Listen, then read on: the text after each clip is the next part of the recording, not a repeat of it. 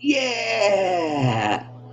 Welcome to another episode of ArtCo Drone Solutions 2020. Today is a special afternoon show.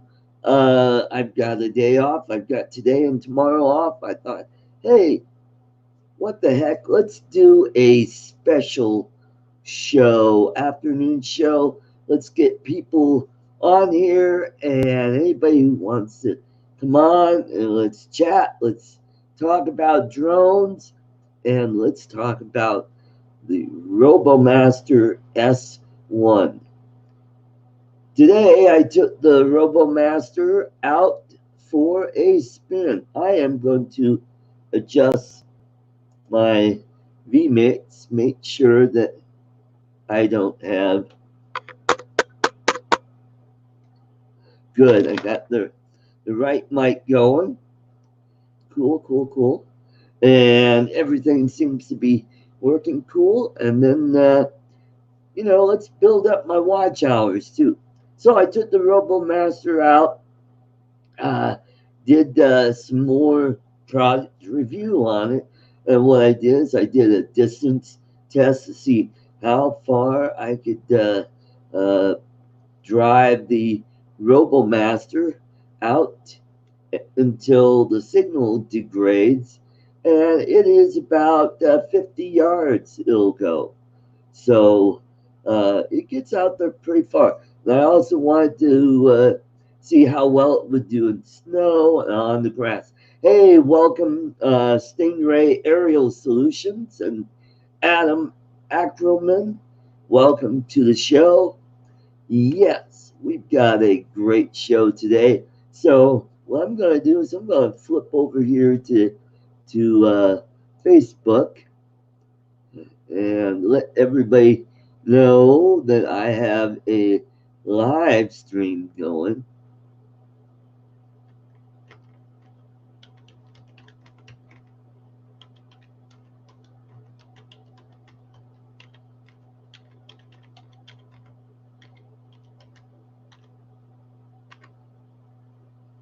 All right, let's invite a few people to come in and yeah, okay. Let's get Steve Mack here. Ron Levesque. I finally learned how to say his name. Jim and Lise Crennan. Ren FPV. Kelly Green. Let's get Kelly Green to come and watch.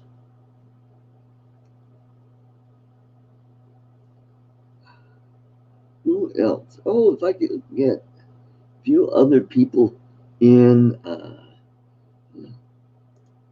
Okay.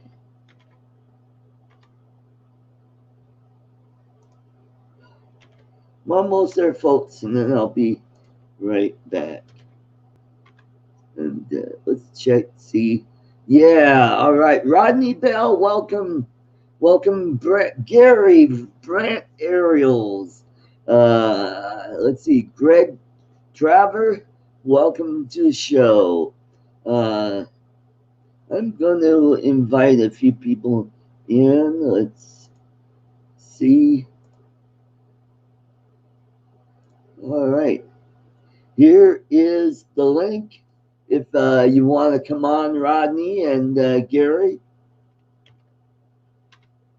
I'll keep that up there a bit, and then I'll take it down as soon as we get some people in and we get to talk about drones. It is a beautiful sunny day here in the Denver metro area. Pretty nice, real light breeze. I'm going to go do some flying tomorrow. Probably do some new stuff here. Yes, Gary, happy new decade. Happy 2020. So, yeah, so it's exciting. I got a lot of stuff to do. I've got some announcements to let you guys know what's been happening on the the missing drone. If you all haven't heard about it, the guy who stole my drone when I accidentally landed on the roof of his apartment behind me. Well, there we go. Gary is in the green room. Hey All there. right. How you doing? Welcome, Gary. Happy New I'm Year. doing very good. Thank you. Happy New Year to you. Yeah. It's 5 Celsius here, so it's probably what, 40 degrees or so, and stuff's starting to melt again. And yeah, so things are looking up. And there's Rodney Bell. Oh my Rodney God, who's that Bell, ugly all guy? right. All right. Hey, how's it going, Gary? How's it going, Art? Oh, It's going good. Happy New Year. Happy New Year to you too.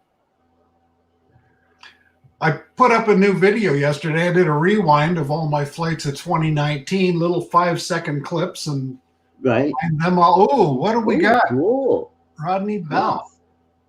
Nice. Oh, Wow. nice. I got a package in the mail. You got a Tyrannus. Yeah, but that's not all. Oh, And that's not all. Much, much more. Ooh, he's got goggles. oh. Hey. Rodney's going to the dark side. Very nice. Oh. And a bunch of other stuff to go along with it. Cool. Brant Nunley sent me this stuff. Wow. Bless his heart. What a great guy. I got to pop out the chat so I can see what people are saying here. There we go. Now I got to do is learn how to use it. Cool. So, like what I was saying, I got some interesting news on the missing drones of mine. I found the guy's name. I know who he is. The downside is he's a sex offender, and he's not registered at that address. Ooh. So he could be in big trouble. So I'm probably not going to go through with the small claims court thinking, yeah, I'll probably win, but I probably won't collect. So I'll save a few bucks and not go with it and just chalk it up as another loss. So, Which one did you lose? the Phantom 3 Advanced. And That's right. I remember you think you did a video about that, didn't you? Yes, I did. Yes. Yeah, that's crazy. Mm-hmm. Yeah, I just wanted to retrieve the parrot swing that I lost on the roof, thinking, hey, the downdraft from props will just blow it right off the roof, and then I could just drive over there and pick it up. Instead, I lost 2 drones. Oh, man. Yeah. Alberto Loyola, welcome to the show. Yeah, so that's what's going on there. So Very good. Wow. I can't stay long. I've got errands I have to run this afternoon. Oh, all right. Well, thanks for Thought I'd best popping in. stop in and wish you a happy New Year. Well, thank you very much, and same to you. Yeah, did you get the flight home? You're not gonna say, Brant? No, I got to get going. I got I'm going to talk him into telling us about his New Year's Eve party stories. I know he's got some. me? No, Art. Oh, me, This guy is a partier, man. I'm telling you. You should. Were you at Spin Up, Gary? Me? No. I'm in Canada. You should have been there. I know. The guy was a party hound. Yeah. Very good. We have spent the last 22 New Year's Eves with the same couple. We used to go to a restaurant or go to a party at their house or something like that. Nice. And last year he was hospitalized for a brain injury. Oh no. So we spent the last year we went to the hospital and spent it with him there, and now he's in long-term care. So trucked right on up there and brought the booze and all the nice snacks and celebrated with him in his long-term care facility. So awesome. Well, that's cool. That's yeah, cool. it wasn't too exciting, but yeah, it was. Hey, We it were was probably exciting for him. I mean, yeah, he doesn't get a lot of visitors there. yeah. So he had family come over Christmas from out of. My hat's off to you, buddy. Yeah, well, we do what we can to do the best for everybody, right? Absolutely. Yeah. So I don't know. I'm sure both of you know Rick Halber. He had his surgery yesterday, I think it was. Okay, how's he doing? And he seems to be doing good. It sounds like it might be a good thing. They've still got to do some checking and stuff from the MRIs. But he said he was in a lot of pain because they did surgery on his tongue, and of course, I don't know if he's in the chat or not, but anything to shut that guy up, man. He talks. Yeah. I hope he comes back and watches this because I love joking with people. Right. And if he does watch this, or if somebody else sees him, be sure to pass along my best wishes for him. For a healthier new year. Yes, absolutely. Yeah. And I don't know if you saw it, Art. Steve Mack was in the chat. Yes. Yeah, he's listening, but you can't text. That's all right. Cool. Thanks for being here, Steve. Another fellow Canuck. Steve's a Canuck? Yes, he's up there in Ontario somewhere, right? Right, a neighbor. Yeah, practically. Yep. And Art, are you from Canada? No, I'm from the U.S., the good old U.S. I grew up here in Colorado, and I did 10 years in Michigan. My parents moved out there, and I lived there for 10 years and came back here in 81. Okay. I see Steve Mack is in Oakville, Ontario. That's not far. That's just over there. but how far is just over there? About an hour away. Oh, well, that's not too far. No. That'd be worth a drive. No, I'm between two lakes. I'm between Lake Erie and Lake Ontario. Oh, okay. They call it the Niagara Peninsula because it's Lake Ontario and then the river and Lake Erie. Right. Let me tell you a little story about my trip to Canada. Back in 2008, I had to make a trip up to Canada for the company that I was working with. We had a inline conveyor scale. Right. And it was for a book company. I can't remember the name of the book company or publisher, but they were up there in Toronto. Okay. And I was up there and ended up having to stay over the weekend. And here was an opportunity to go see Great Lake, right? On Lake Ontario. Yeah. And I walked up, I found this nice little spot, and I'm looking at it. It's over, it's on a cliff, and I'm looking over this big expanse of water.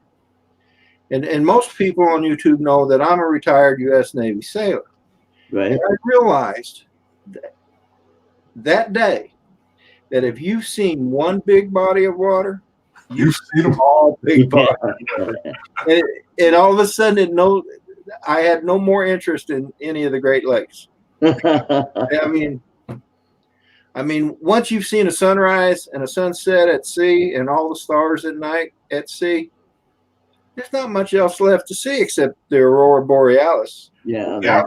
And I got to go to the perfect place to see one of those, and that was in Norway, but it was in the summertime. Uh-huh. Yeah. At 2:00 in the morning, the sun was shining like it was noon. Yeah. Yeah. You talk about upsetting a sleep pattern. Yeah.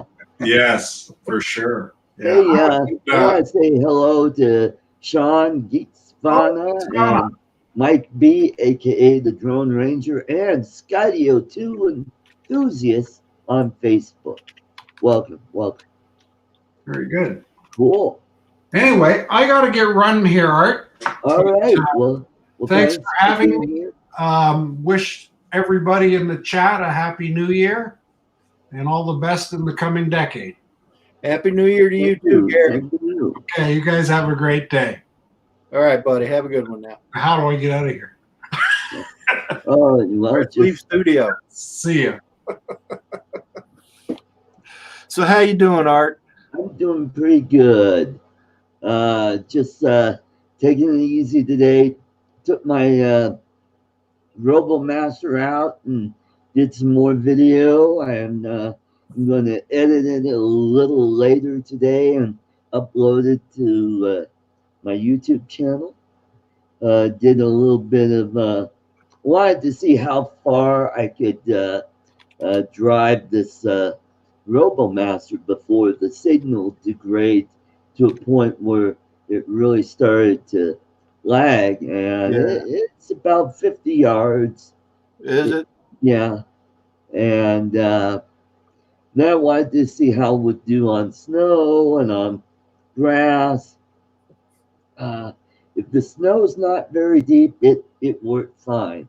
But if it was deeper than maybe an inch and a half, then it'll get stuck. The wheels will just spin.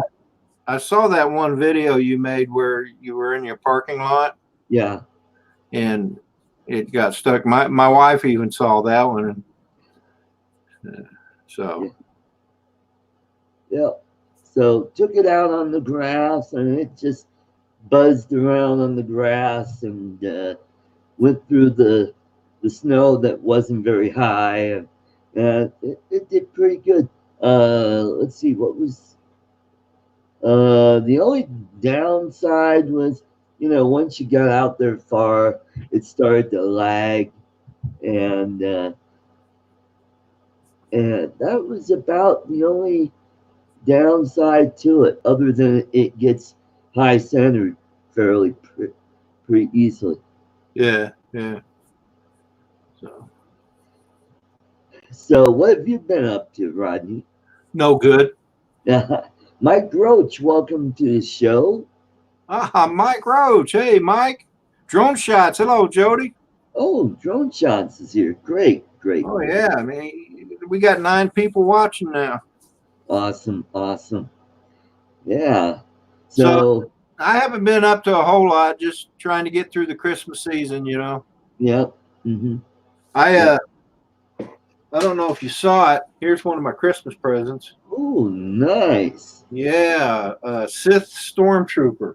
Oh, nice. Yep. And I thought I was a good guy. Apparently, my grandson thinks I'm a bad guy. He got me a bad guy.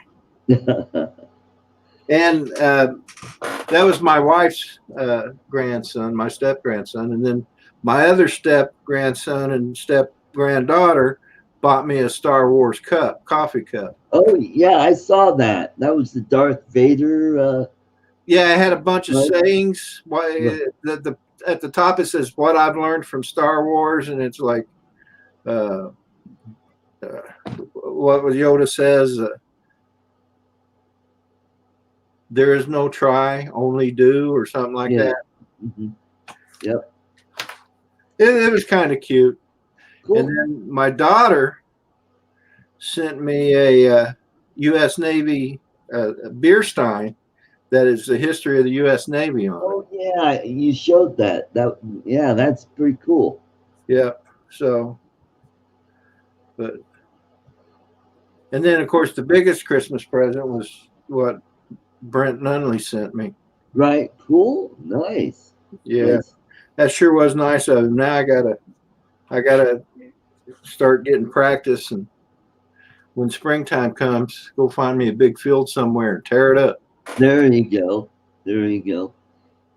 Now, are you interested in naval ships? Oh yeah, Well, yeah, there's a channel on YouTube that is just fantastic on yeah. it. I can't say the name, but it Yeah, Drash Finel or Drash. Drashnell or something like that. Yeah, Yeah, I watch it all the time. yeah, me too. I'm a big battleship buff, Oh yeah, and they've got some really good stuff on battleships and aircraft carriers, and and destroyers. There's about every kind of ship that yeah, just about. warship there is, Hmm. and Heavy cruisers, and yep. yep. Hmm. You know, it's funny when I was growing up. Uh, hello, Jim Wallace. How you doing? Oh, Jim Wallace, welcome, welcome. Uh, I growing up, I used to love building model ships, Hmm. and my favorite destroyer, and it's a World War II class destroyer, was the Forrest Sherman class. Right? And because they were just the coolest looking destroyers, they had 5 5-inch guns, and you know, 3 40 millimeter Bofors guns, and Right. a whole slew of 20 millimeters, Right.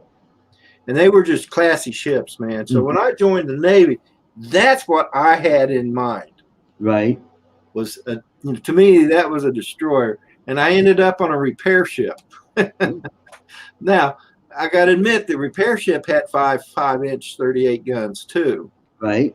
but and in fact I was the pointer on one of them. Ah. So Oh, hey, let's welcome Okie Tom. Okie Tom, hello. Okie. Now, were you? Let's see. You were in the back in the '80s. What's that? I was in the Navy's from 1972. I joined in April of 1972 is when I joined, but I joined on the delayed entry, and I Okay. actually went on active duty August 25th of 72, and I Okay. retired in September of 92. Okay. Okay. So you probably remember the cruisers, like the St. Paul, and I The think those were. Chicago. Yeah, I'm trying to think. Were those the? They were built during World War II, towards the end. Yeah, they well, I know that the Chicago CG-11 Yep. was world, built during World War II, Right. and was later converted to a guided missile cruiser. Oh, okay. And the first time I ever saw her, I guess they were having a ship inspection or something, but uh, they had a Talos missile launcher Yeah. in the back, two Talos missile launchers up forward, sitting like they would on like the guns did up in the front of the ships, where one was above the other, Right. Yep. and then down the sides they had two 5-inch uh, gun mounts that had twin barrels. Right. They had two Tartar missile launcher systems. Oh, I mean, wow. this thing was armed to the teeth. Right. And I thought, that is cool. That's what I want to be on instead of an auxiliary repair ship. Uh-huh. Well, Mike Roach wanted to know why the gunners on ships in World War II wore the large, oversized Sound helmets. powered phones. Ah, okay. Navy ships have sound powered phones, and during battle stations, to accommodate the sound powered phones, they had those big helmets. Right. Oh, let's welcome Mohammed Kaid, or Kaid. Welcome to my channel. Welcome, welcome. And yeah, I know the St. Paul was involved in Vietnam. It did a lot of shore bombardment, like the Iowa class battleships Yeah. did. Yep. You said that was the USS St. Paul? Yeah. Yeah, I have a friend here who was on the State Council of Centennial, who was on the St. Paul during Vietnam, and I think it was scrapped back in the 80s or early 90s. Yeah. Yeah, Let's see. It says it was constructed February 3rd, 1943, launched in 1944. It carried 4 aircraft. This is the World War II version of it. right.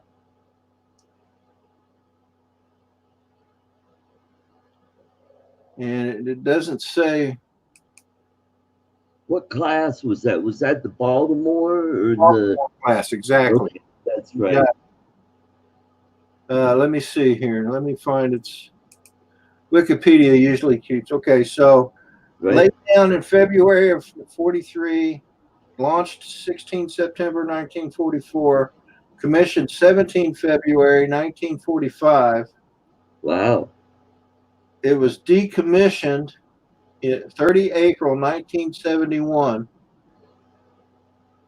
So it was decommissioned almost a little over a year before I joined the Navy. Right. And then it was struck from the naval list on 31 July 1978. As now you would think the Alaska class cruisers would have stayed around longer than that, but they were scrapped in the late 60s. The Alaska class? Yeah, those had the 12-inch guns. They were about as long as a battleship, but they were a lot narrower, and they carried they had 12-inch guns in the turrets. Where Those the were other cruisers, class, right? the other cruisers had 8-inch guns. Yeah. Now I remember when I got stationed in Japan in 1973, the USS Oklahoma City Uh huh. CP5 Right. was the flagship for 7th Fleet, and she was home ported there in Yokosuka, and she had 8-inch guns Right. as well as missiles. Right. So However, there was one battleship that was converted to missiles, and that was the USS Mississippi. They removed its main armament and they put in these great big missile launchers on it. And it was really an experimental platform. It was only in use for a few years, and I think it was scrapped in the late 50s or early 60s. yeah, let's see. Let's see. You said it was Mississippi class. Yep. USS And you said it was Mississippi. decommissioned when? I think it was decommissioned in the late 50s or early 60s. I'll be right back. Okay, hang on a minute. I'm back. Rick Halber, welcome to the show. Oh, there's Rick. How you doing, Rick? I hope you're feeling better today. Yes, Rick. Hope you're feeling better. I was making fun of you earlier, buddy. I'm sorry. Not really, but I thought it'd be nice. Hey, let's see if we get hey, Mike Roach, if you're still in, here's the link if you want to come on to the show. So, Rick Halber, if you're able, you're welcome on the show. Are you sure you're not thinking of the USS Mississippi CGN 40?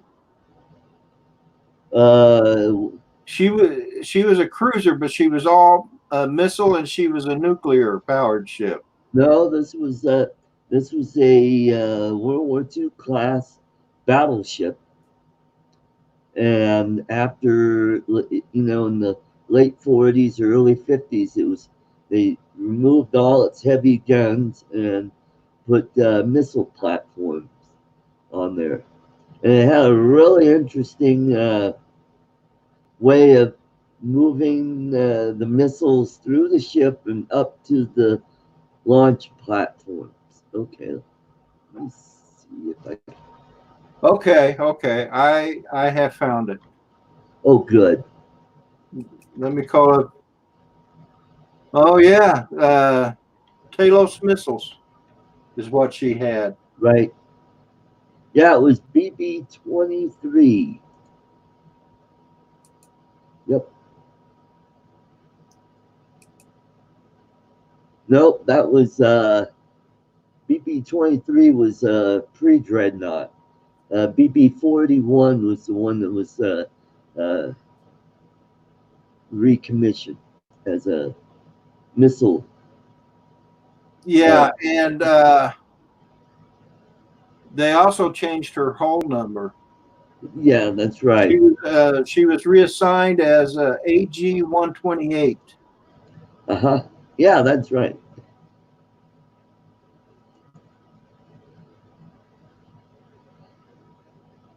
So, according to this, it says upon arriving in Norfolk, the ship was converted into a gunnery training ship and was assigned the hull number AG 128 on 15 February 1946. Mm-hmm. Yep. AG 128. Yep. Yeah. It had Terrier missiles. Yep. Terrier missiles. Yep. The last destroyer I was on had Terrier missiles. Mm-hmm. Doug Ertl, hello. Doug Earl, welcome, welcome. Cool. So, oh yeah, I love watching anything about ships, Yeah, me too. and then not just U.S. ships. I mean, yeah, a lot of countries had some very nice ships, really. yep. Yeah, that channel that we were talking about had quite extensive uh, films or videos on the French and the English battleships and aircraft carriers and the German Yeah, battleships. let me see if I can find a link.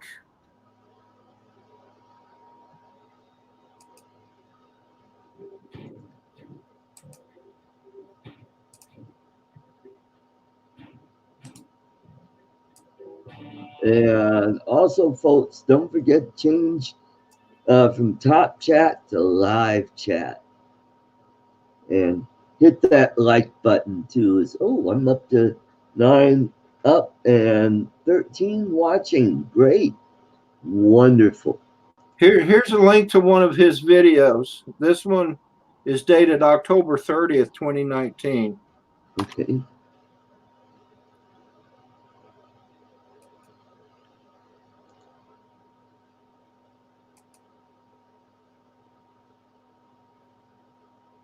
Oh, right. Okay, cool. So, and I'm not sure what that one's. I haven't seen that one yet, Okay. but Yeah, I'll take a look at it after this live stream. he So, definitely has some good videos. okay, cool. Well, and I've got my new computer up and running. This was the one that was my Linux machine. And what I did is I added a 500 gig SSD drive. And Ooh. I put Windows 10 on it. Uh, Ran into an issue because I still had Linux on the 4 terabyte drive. And it wasn't able to see all the videos that I had on there. Oh. But I was able to get into Linux and I downloaded all the videos that I wanted, and then I went back in and I deleted that drive and then reallocated it. Now it's my D drive. Yep. I was just looking at a post that Okie Tom made. USNS Geiger was the troop ship my wife's uncle went overseas on. They called it the vomit ship. Everybody was seasick. Yeah. Yeah, yeah. But those troop ships, if it was a Liberty ship, Yeah. they were not very steady. Yeah, But my dad had a similar experience going on a Liberty ship from San Francisco to Australia. yeah, The no, bu- those the Liberty bus ships was is 5 high. the Liberty ships. They mass produced them so fast Yeah, and in such great quantities. They've been credited in helping to winning the war. that's But right. without them, logistics would have been a nightmare. That's true. Mhm. Yeah, so my dad went over on the Liberty ship, and I think he came back via Tokyo, and I think he landed in either Seattle or Los Angeles when he came back after the war. I'm gonna look up the Geiger. Yeah, cool. And yeah, the USNS Geiger. Okay, cool.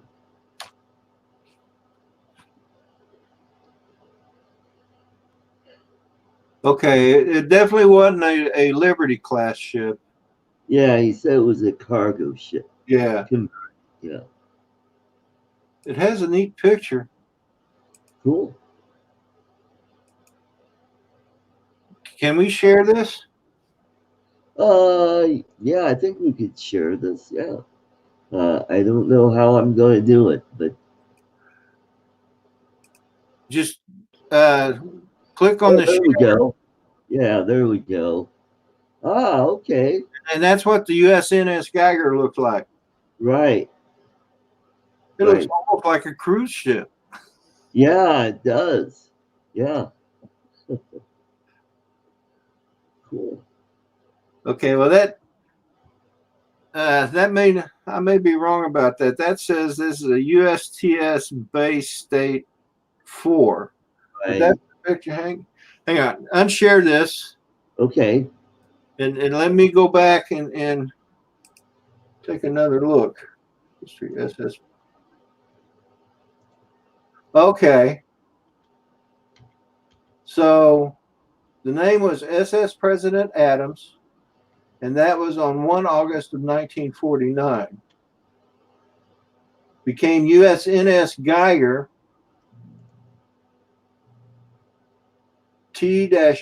T-AP-197 on 2 January 1951, and from 1979 to 1981 it was renamed to TS Bay State. Ah, okay. So that was in fact it. Yep. Yeah, I just looked And at it. it was named for John Adams, U.S. President John Adams, and for General Roy Geiger, Oh, okay.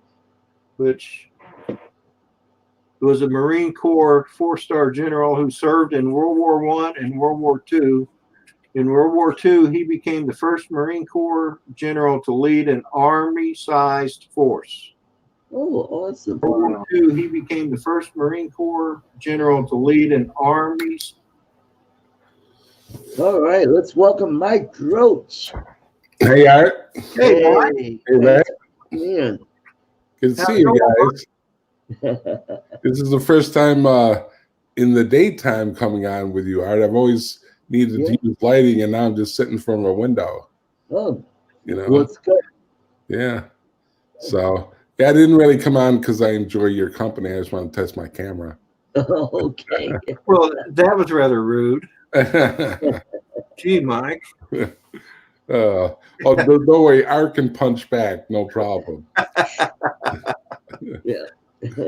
Yeah, but Art's not like that. Right.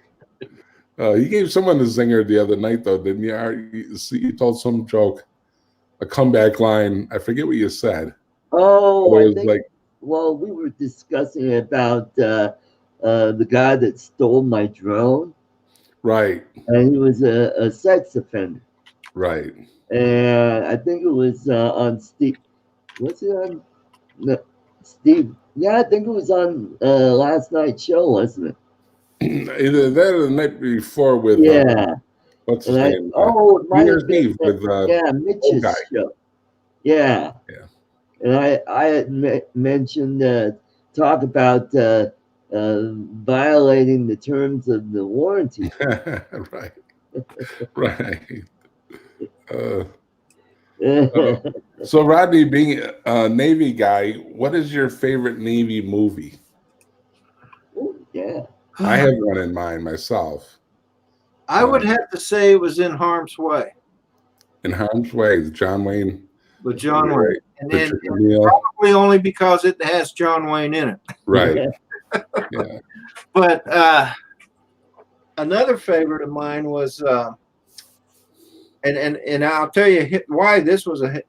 It was another John Wayne movie, and it was called They Were Expendable. Oh, Right. yes.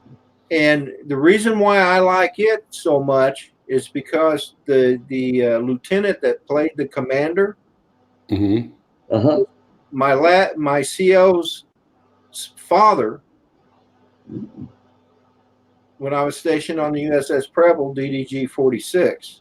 Oh, wow. That was, and that squadron, Torpedo Boat Squadron 3, which was in the movie, was the squadron that took MacArthur out of the Philippines. Oh, Oh, wow. wow. And the skipper for that squadron was I can't remember what his first name was, but at the time it was Lieutenant Bulkley. And my CO's name on the Preble was, his last name was Bulkley, and that was his father. Yeah, wow. So I thought that was pretty. Wow. And we pulled in one time, and Admiral Bulkley had been recalled back to active duty after he retired.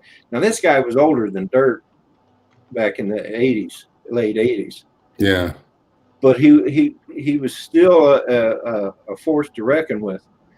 He was on the pier waiting for us to pull in, and he won the Medal of Honor, and that's the only ribbon.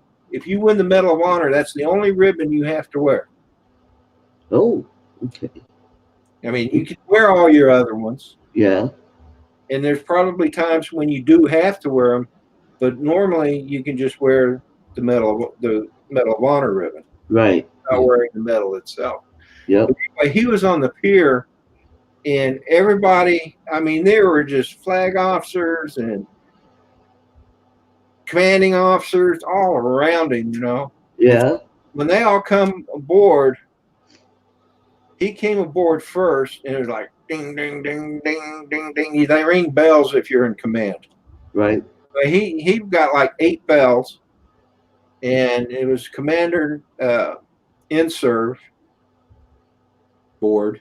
I forget what that actually what breaks down into, but anyway, the in serve board is they go to Navy ships and they do inspections, and if you fail an in serve inspection, Oh, you know, boy. your likelihood of getting another command is, you know, like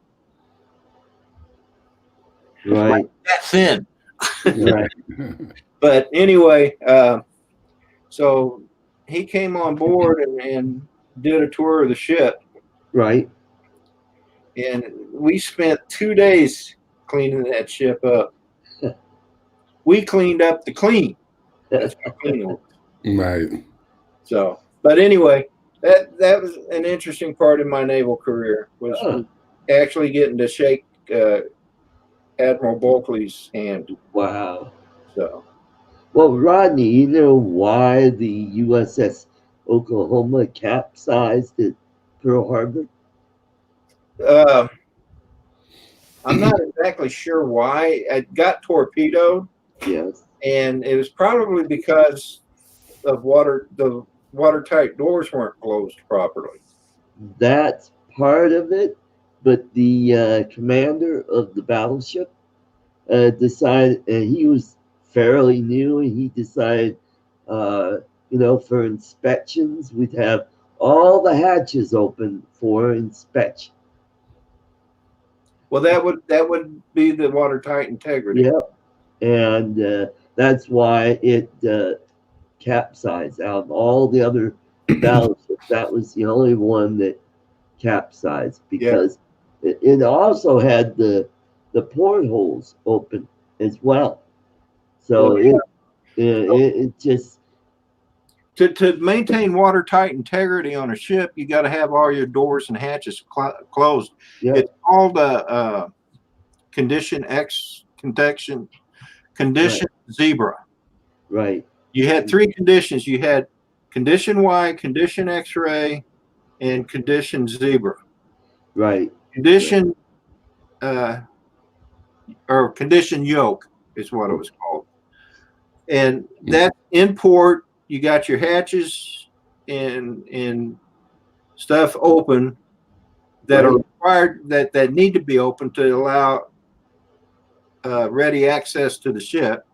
right, And then condition X-ray is a partial where you close all the hatches that aren't needed to maintain watertight integrity. right. And then you had condition zebra, which every door and hatchway had to be closed. And if you were, and that's usually done at general quarters or during a fire, Right. but or some other emergency. But hey, I just want to say hi to Peter Carroll. Welcome to the show. Peter Carroll, good Hey, morning. Peter. Now, my favorite Navy movie was Midway. That was a good movie. The 1970s version? Yes. Yeah. I haven't seen the new one, and that one looks really good. I want to check that one out. Is that one on Netflix, or is that still? I don't think the new one's on Netflix yet. Okay, so it's probably still. Maybe this weekend I'll go and see it if it's. Another good one, another good Navy movie was Tora Tora Tora. Oh yes, that was a good one. And then they came out in I think in the 90s or early 2000s. They came out with Pearl Harbor, which was a complete joke. Oh yeah, Right. Yeah. They used modern ships in it, and they were trying to say, "Hey, these are battleships." No, you could instantly tell that they weren't battleships. Well, there was one of those ships that was in that Pearl Harbor movie. Right. Was actually in my destroyer squadron when I was stationed on the USS Towers out of San Diego. I remember it because I saw the whole number. I think it was like 1088 or something like that. Right. And I go, I know that ship.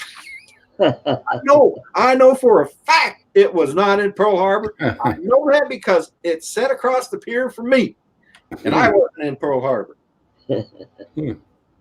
That's funny. My, little trivia.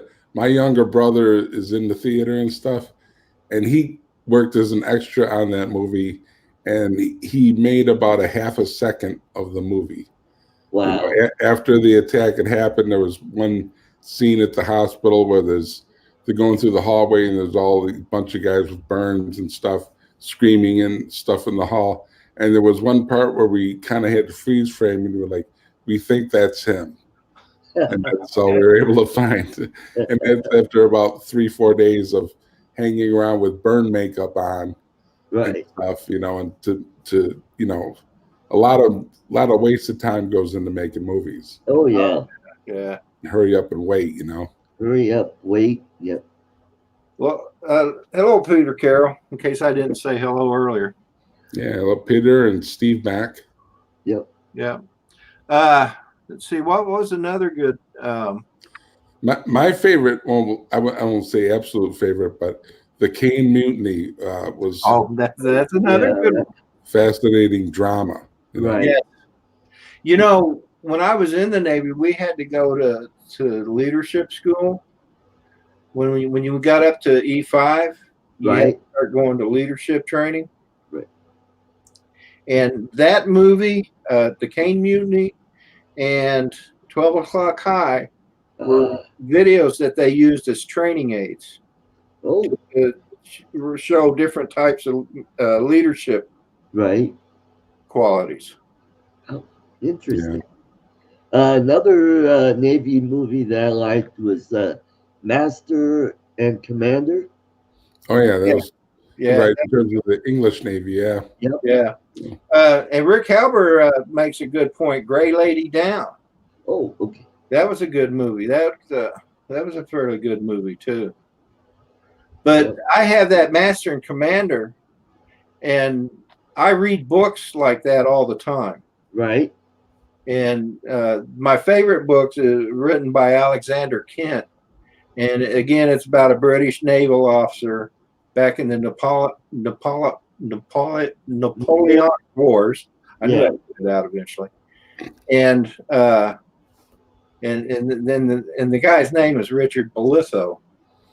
But I've read every one of those books from where he became a midshipman all the way up to where he was an admiral, a full admiral, and he got killed. Oh. And then his nephew, which he adopted, kind of carried on the story after that. Right. And then it just ended. So, Uh-huh.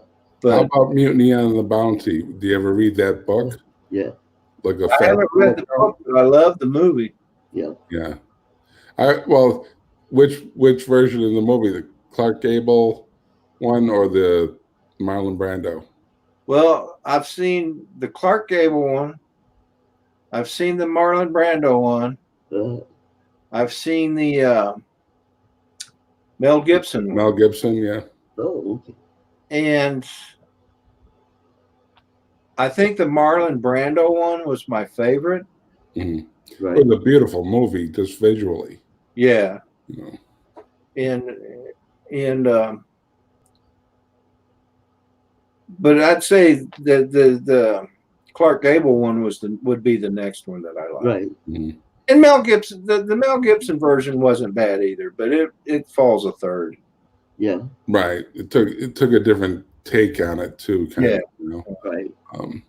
But from what I understand, my brother's a history buff, another brother, that Fletcher Christian was actually not that great of a guy in reality. Like Captain Bligh, you know, we refer to him as like his name is almost synonymous with the evil captain of a ship, Right. whereas Fletcher Christian is supposedly in reality a troublemaker. Yeah, well, yeah, I imagine that's probably true. Yeah. I mean, I don't know that much about their history, but Right. But I've only know what I saw in the movies, so Right. Take a movie for what it's worth. well, that's the thing. Any movie, Yeah. when it's based on historical events, Right. there's always artistic license inserted. I used to think when I was a kid that if it was based on history, on true facts, I always pictured it being, oh, you can count on that. Oh, they said that. Yeah. They actually said that. You know, Right. I was a kid then, but then I grew up and realized that that's not the case. Right. So, and here's an interesting fact about Master and Commander. In San Diego, the model, the ship Right. replica that they used was used in the film. They have it there in San Diego, Uh-huh. in California. So if you want to see the ship that they actually used to make that movie on, Right. go to San Diego and go to the Maritime Museum where the USS Midway and the Star of India are. Right. They also have a Russian submarine, diesel submarine, Wow. and a U.S. submarine there. Uh-huh. But the ship that they used in Master and Commander is in San Diego. Mm-hmm. And believe it or not, it's actually motorized. And the ship they used in the Marlon Brando Mutiny on the Bounty, wasn't that sunk in a hurricane a few years back? I think so. Yeah, like off the coast of North Carolina or something. It And they made that ship specifically for that movie. Uh-huh. They made it not to exact specs of the actual Bounty Right. because they needed extra room for the movie rigging and stuff like that. Right. Uh-huh. Yeah, and I heard it was swamped or whatever in a storm during a hurricane, Right. like within the last 10 years or so. Mm. What about the hunt for Red October? Yeah, Oh, that was a good one too. Yeah. yeah. And I can't help but feel like that there is some truth to that movie. Yep. That's my Yeah. own feeling, but Yeah. Well, I think the caterpillar drive is a real thing. It just used what it did is it brought in water and it heated it up, and that heated water expanded, and it was much quieter than a propeller, because the propeller kind of made a whirling yeah, sound in the water, and each submarine had a different sound. It was almost like a fingerprint. about the bounty. Um, It's a quicker picker upper. it was built in Lunenburg, Nova Scotia. It was launched in 1960. Um, And it was like a whole stop from city to city on the way out to the Tahiti, right? yeah, and it says sunk off the coast of North Carolina during Hurricane Sandy, 29 October 2012. So yeah, what, 8 years ago? right. Yeah. Hey, let's say hi to Mitch, old guy in the Hey, drum. Mitch. Old guy in a drone. Hey, let's see if Mitch will wanna come in. Hey, Mitch, here's the link if you wanna come on the show. That'd be great. We'll have a foursome going on here. That sounded dirty. Well, unless you're into golf. You're talking Well, like a drunken sailor, Art. Yeah. Now, Art, have you been to Pearl Harbor? Yes, I have. Pacific. Uh-huh. Yeah. Did you visit Pearl Harbor? Yeah, I went to the Arizona Memorial and also did tours around Oahu. I went out to the Punch Bowl and then went out to the north side of the island where they do the surfing, and Right, the windy side. went to There's big waves there. oh yeah, those Yeah. are big waves. And we went through the pineapple plantation, which was awesome. Yeah. And then I went over I've been to there a couple times. 1985 and 1989, I got out to Hawaii. And on one of them, I didn't get to the Arizona Memorial, but I took a boat tour that went into Pearl Harbor and looked around, and you could see, the parts of the Arizona that just break the water. Yeah, you weren't even concerned about going to the Arizona. You had so many women around you. I saw that video. now. Did I you go by? wish it was reality. It Did you just go? wasn't. It was like watching one of those movies. It had nothing to do with how the trip really went. Did you go by the wreck of the USS Utah?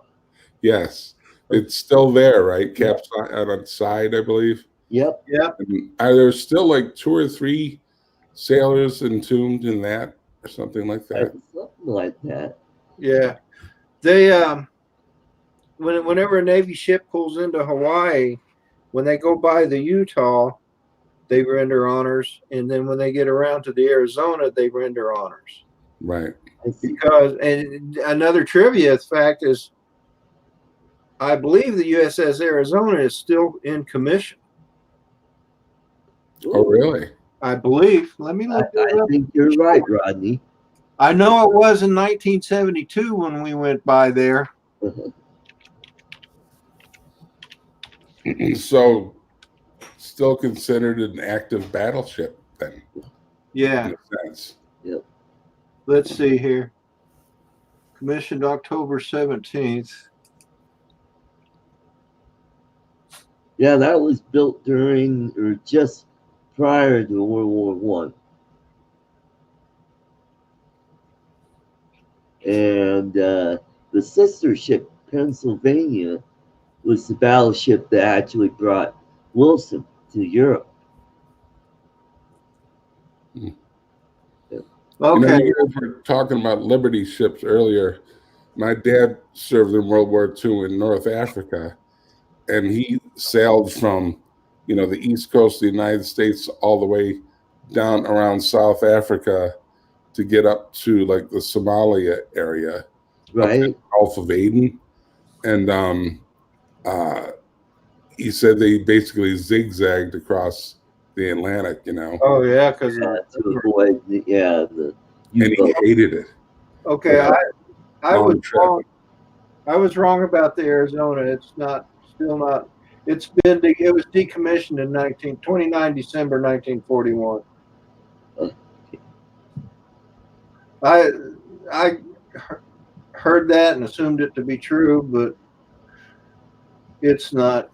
Right. It's been decommissioned. Rick Halber says oil is still leaking. That it is, yeah, to this day. Yeah. But I can't tell you the oldest. I'm going to ask you a trivia question. Okay. And this is for you two and anybody else in the chat. In the United States Navy today, we have all these ships. And of all these ships that are commissioned ships, there is only one ship that has been in a battle and has defeated their enemy. Name that ship. See how many Navy buffs are out there. I can hear the repeat the question right now.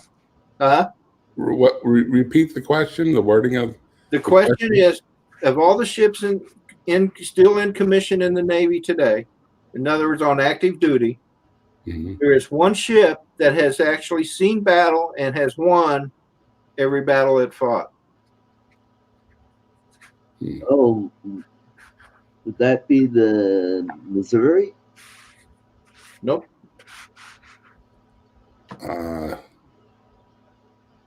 She's. Oh, the Midway. So it would have done gun battle with the ship or aircraft battle? It would have done gun battle. Oh, yeah, okay. Ship on ship battle? Yes. Okay, so it's probably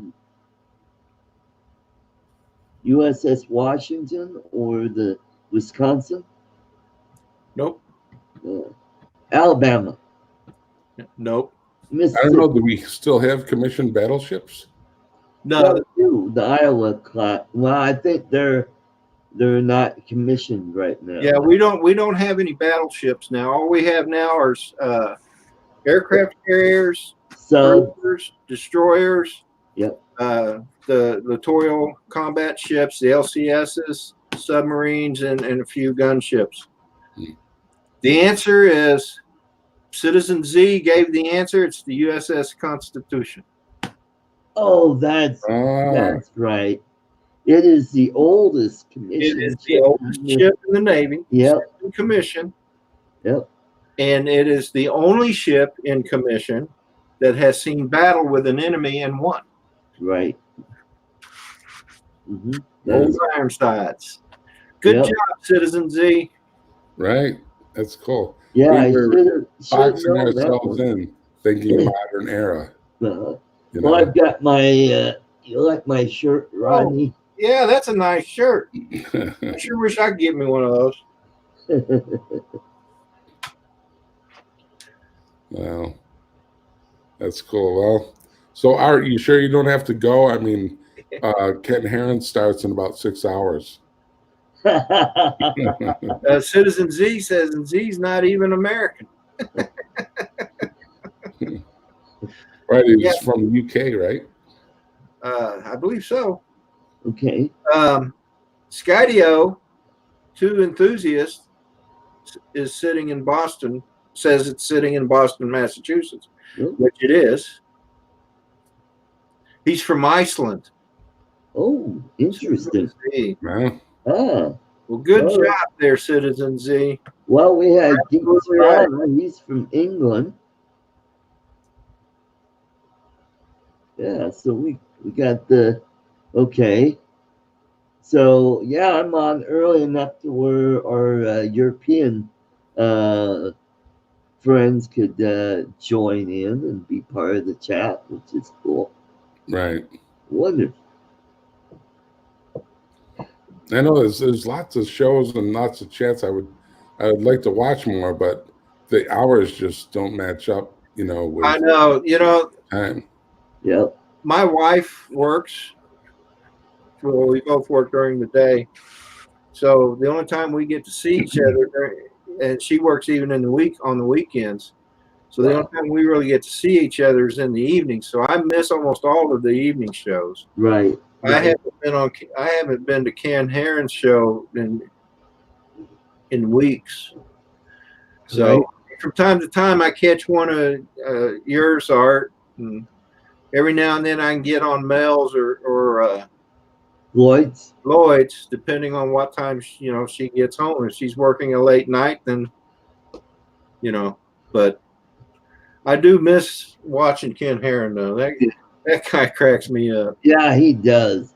I mean, he's phenomenal. He'll pull in 400 viewers or watchers.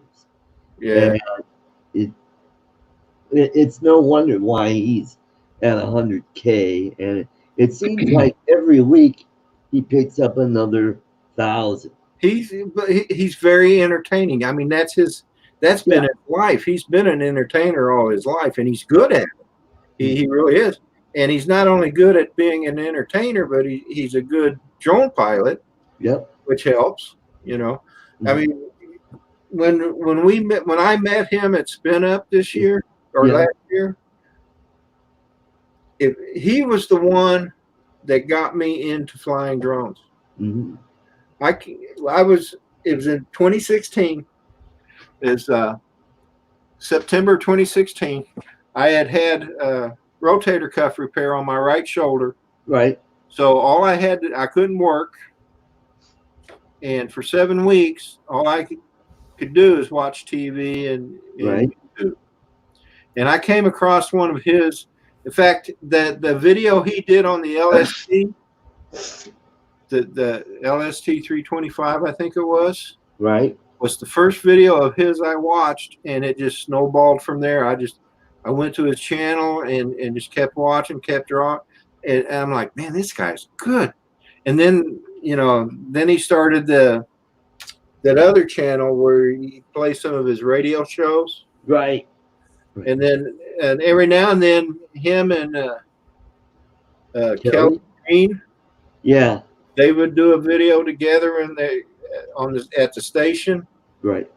And to me, that was a sad day when Kelly Green left. Yeah. So, but how long ago was it that they were together? Because after watching Ken for a while and finding out the call letters of the station, I actually thought they still did the morning show. And like about 6 months ago, I went to listen, and Ken wasn't on the air anymore. He must have been station manager or something. I think Kelly Green moved. I want to say it was either towards the end of 2017 and the beginning of 2018. Hey, Mitch. Hey guys, how you doing? I think he moved to California, and then here about a year or two ago, he came back out this way. Right. And now he's doing some video work for a realty company. Yep. That's right. So he's back now. Him and Ken do videos together on YouTube again. That's right. Right. Hey, let's say hi to Arizona or AZ Drone Dude.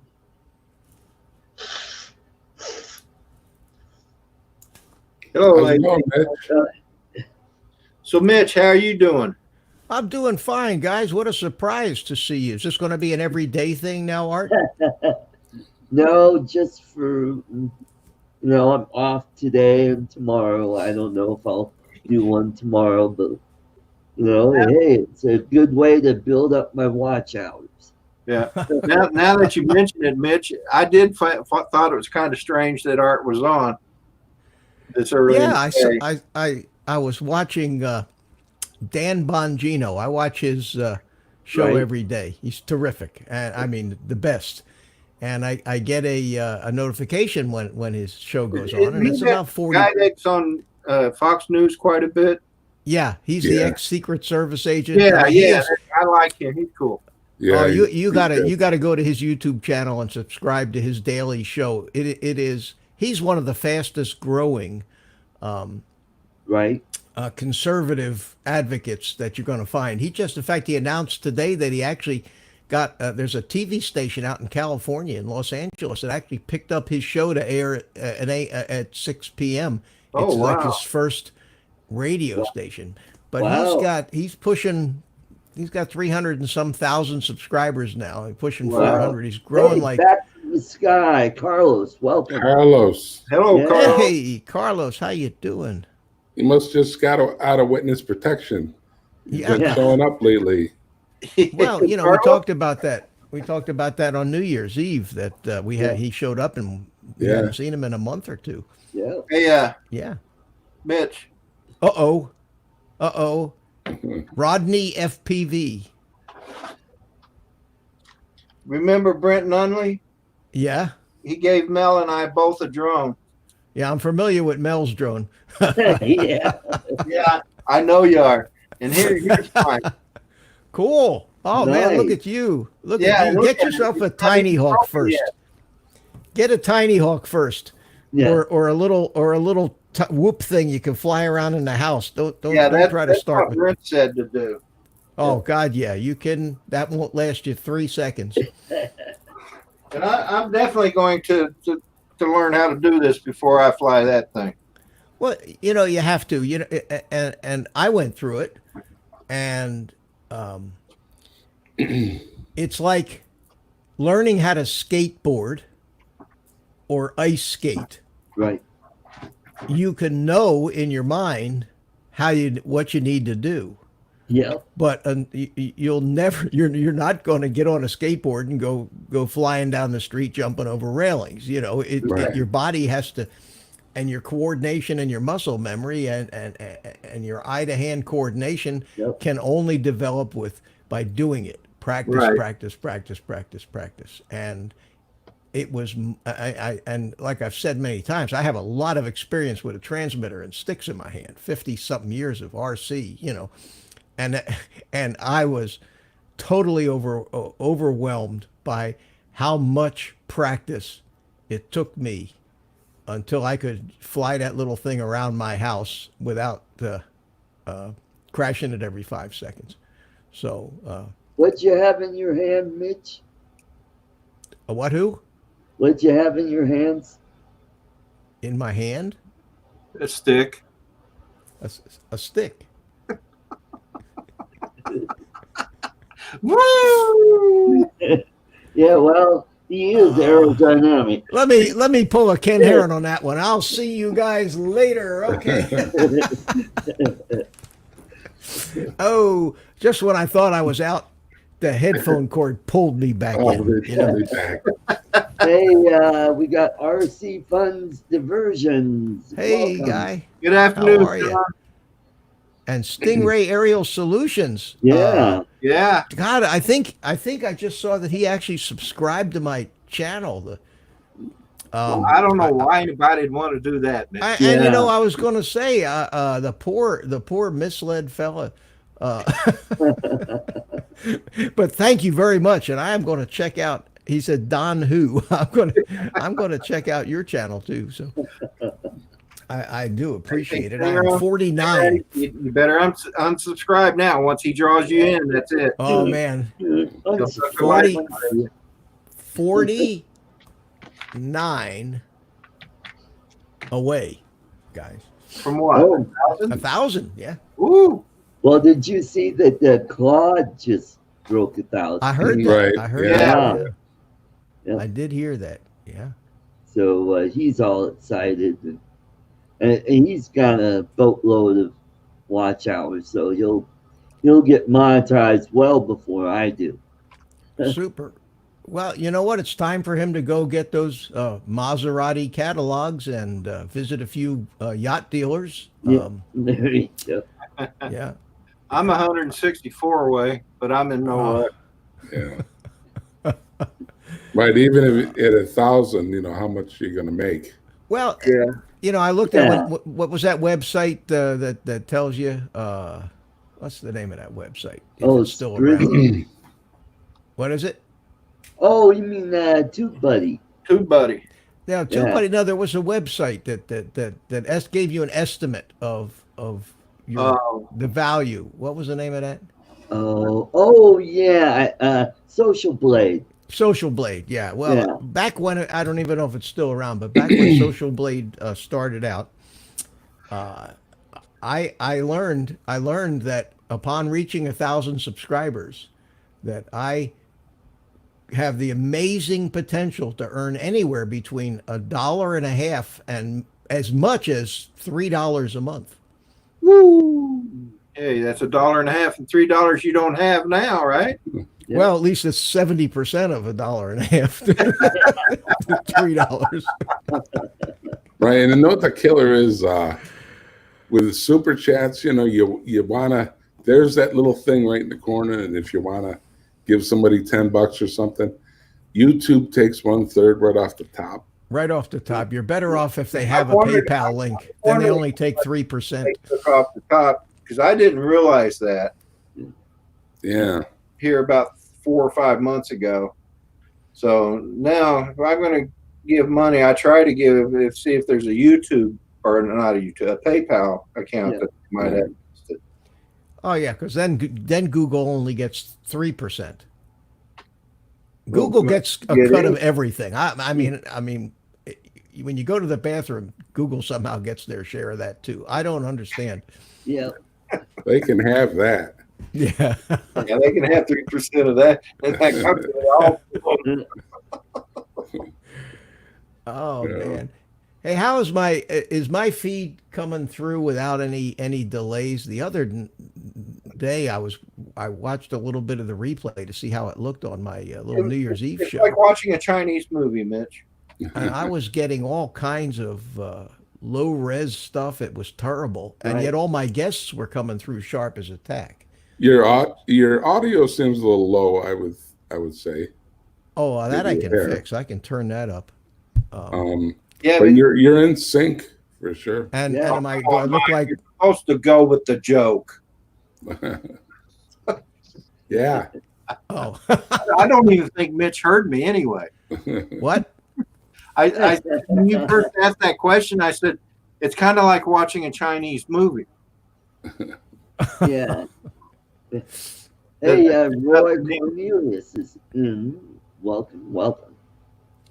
Cool. You're saying you're looking and sounding good, Mitch. Okay, thanks. Because my computer was screwing up somewhere, and I just maybe had too many damn things running on it at the same time. But what was interesting was the feeds from Mike you were on and Art you were on. You guys were fine.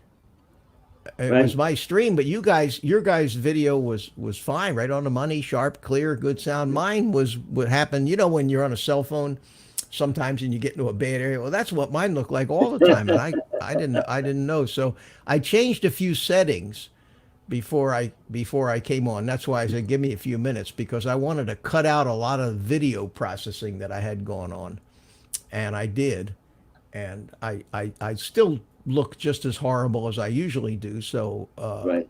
I don't think I've heard anything. Hey, Carlos wants to know, Mitch, if you're doing a show tonight. Well, I was supposed to go over to Tampa to see my daughter today, so I had made this big announcement that I Oh, wasn't that's right. going to do my show tonight, and that's why I did the Tuesday show. And then I was on.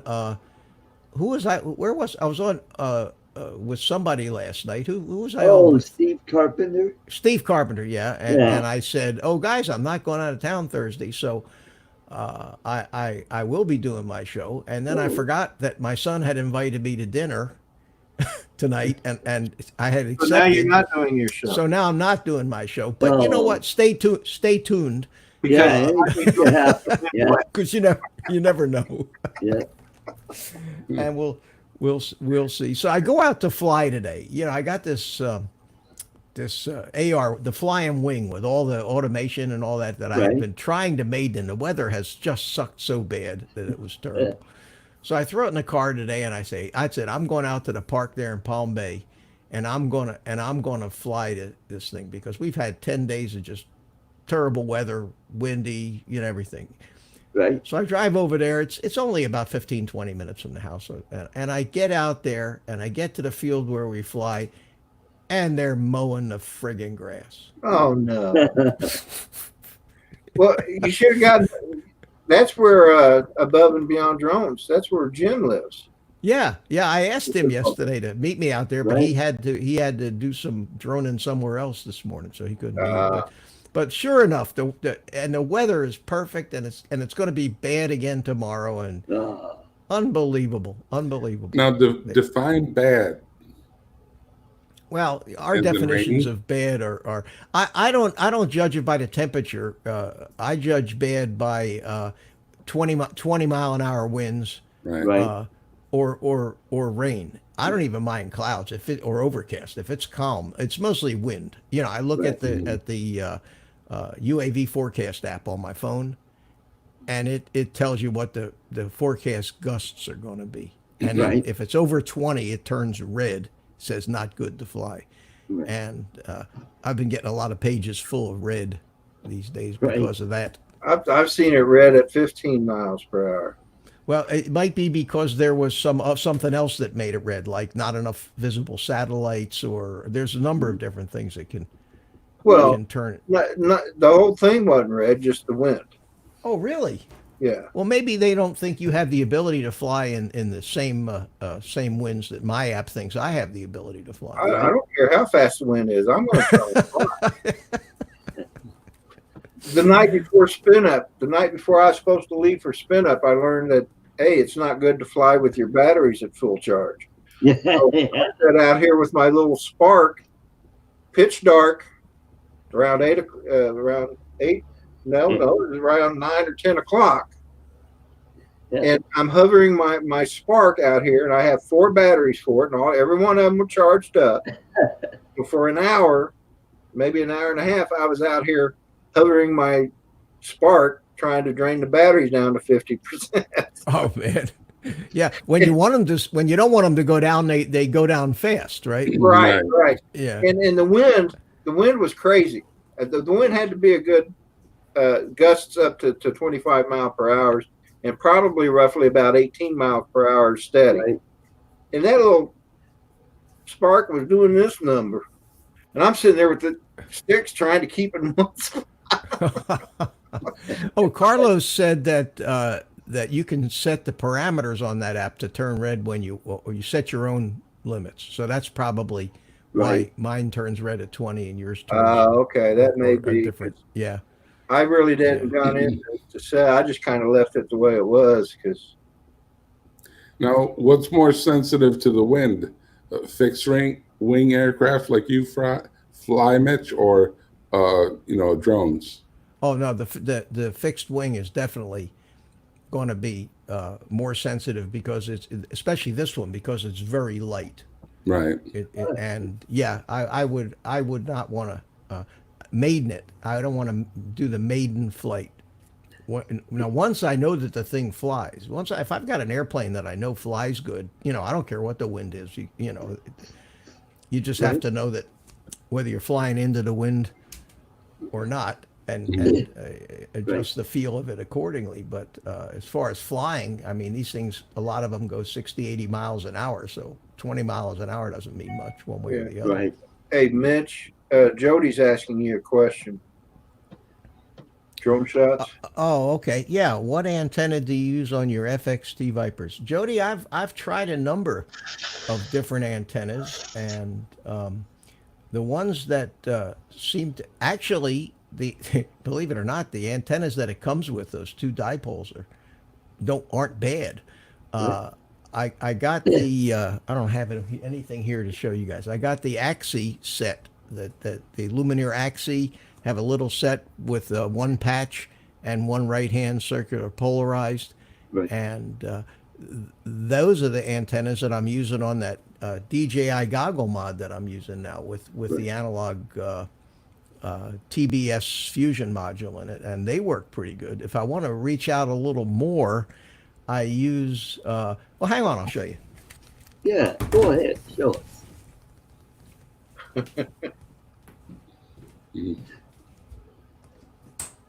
So, Carlos, where you been, man? It'd be good to see you, in on someone's chat again. Or, I know sometimes people feel a need just to get away from YouTube for a while. Are we on to a whole different subject now, or should I No, finish on this antenna thing? well, while Mitch was away, we had to fill that air. I'm we using. We had to talk about you while you were gone. Oh, that's okay. I couldn't hear because the headphones were sitting here. This is a patch. This is the patch. The patch that I use, and I don't even know where I got it, but it wasn't expensive, and I think it's an 8 dB patch, and it works pretty good. And I use that on my ground station just along with a dipole, and this little is the same panel as the Viper goggles. This is just their little version of a ground station. So, Right. Carlos There said you he go. took a break from YouTube for a little while. as long as you're all right, Carlos, we were Yeah. worried about you. Sometimes I do that too. I feel like I'm spending way too much time just watching stuff and not dealing with real life stuff. Yeah. And the wintertime changes things a little up here, but I just need to pull away from watching streams, Yeah. for a I while. wonder where you and Carlos had gone to. I mean, because I used to see both of you in the chats and on YouTube a lot, but then you just both kind of dropped off to doing whatever it was you was doing, which is good. I mean, everybody take a break. I get that. Yeah. Take care, Rick. We'll see you next time. Yeah, Rick, have a good one, brother. Yeah. Goodbye, Rick. And I know you guys mentioned Rick was sick or dealing with something. Yes. And but whatever it is, I hope you are getting all better. Who is Skydio2 enthusiast on Facebook? Is in our chat. Yeah, I don't know him very well. I've seen him here and there, but not very often. So He said Mitch Spring Hill. Oh, over to Tampa. Oh, he was responding to when I said I was going over to my daughter's. Now my daughter is in Trinity, and I'm over here on the East Coast in Melbourne. So well, the weather better be good in March. I'll make sure of that. You just let me know when, and It's actually 49 up here today. Which it's pushing is 80 here today. It's got kind of warm boy. here. Yeah. It's like 45 here today. Yeah. Well, I don't care how cold. I mean, I'll fly if it's 40, 50 degrees. That's not a problem. It's just the yesterday wind. morning when I went out for my the sunrise stream yesterday morning, it was like 32 degrees. It was just at freezing. It's And I'm so confused. With sunrise streams, sunset streams, middle of the week. I don't know what day it is anymore. I have no idea. That sounds like you need to take a break from YouTube, buddy. That's when I know I need a break. Yeah. But what else have I got to do? yeah. I mean, I know it's time for me to take a break when I sit outside in the morning on Saturday morning doing a sunrise flight and calling it a sunset. You talk about confusing people. Yeah. It is. Peter Carroll, 97 degrees. He wins. You win, Peter. Yeah, he does Wow. win, but Oh, man. he's cheating. He's in his summer. Yeah, that's true. Wow. It is 47 here in Denver. Tommaso Solomon is in Tomas. the house. Oh, Tomas, Hey, welcome. buddy. Europe has weighed in. Cool. Cool. So we're a multi-species, country. Yes, yes. Multinational. We are Yeah, multinational today. Multinational. We Yeah, usually are on these live streams. Usually a few people from scattered all over the place. Usually, Oh, we get a big Australian, but it's got to be early in the morning over there. When I do my Saturday morning coffee with Rodney and friends, Matt North and Peter Carroll and sometimes even Trevor, yeah. when they're on, it's almost the next day over in Australia. Well, Yeah, I think on the if I'm not mistaken, on the east coast of Australia, they're like 14 hours ahead of us, aren't they? yeah, Pretty Or close 15 to that. hours. So it's got to be like what 6, 7 in the morning for where you are, Peter. Is that right? About 6 or 7 a.m. somewhere in that neighborhood Right, because Spike is on the west on the west coast of coast. Australia, and I think he is right now 13 hours ahead of Yeah, on the East Coast, Mitch. Yeah, Peter Carroll. he's 12 hours when we're on daylight savings Right. time. Yeah. So we're an hour back now. Peter's saying it's 8:12 a.m. in there on Friday. Okay, so he's 14 hours. He's 14 hours. Excuse me, 16 hours ahead of us. Yeah. 16. so that'd be 14 hours here. No, 16 hours. 16. 12. Well, I'm and in 4. the mountain time zone, and I'm closer to him. So Oh yes, mine is that's 2 right. hours. that's correct. Yep. That's correct. Yeah. We have a 2-hour. We have a There ain't nothing quarter but after Eastern 4 time. here. Art, it's all that matters. Yeah.